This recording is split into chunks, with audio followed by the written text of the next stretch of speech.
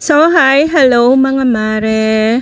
For today's video, ipapakita ko sa inyo kung paano ako mag-propagate ng aking mga bougainvillea. Ayan, nakikita ninyo yan? Harvest ko yan kahapon. Ibinabad ko lang muna sila sa tubig. Ang ganda ng mga harvest ko kahapon. Ang gaganda nila. Talaga naman. Marami ang matataba na ang sanga. O, di ba mga mare? Kung mapapansin ninyo, hindi ko talaga inaalisan ng dahon lahat, lalo na yung mga bata pa or yung mga maliliit na sanga. So, ito lang yung aking gamit.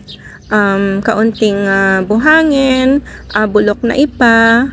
Siyempre, ilalagay natin doon sa cup, and then yung aking method na tusok-tusok lang.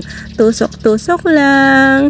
O, di ba ang dali-dali lang naman talaga magpatubo ng mga bugis. So, after 3 weeks, ganyan, meron na silang ugat. Mamaya ipapakita ko sa inyo yung mga napatubo ko na dati.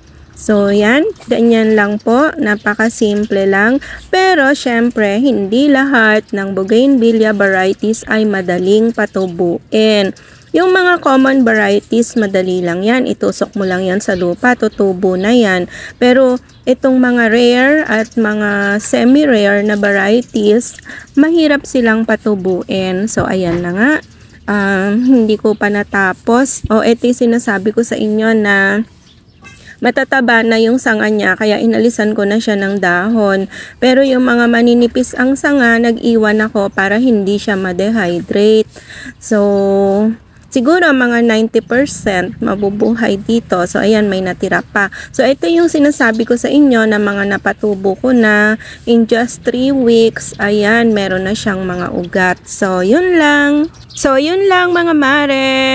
Bye! Follow me for more videos. And thank you so much for watching. Ingat kayo lagi.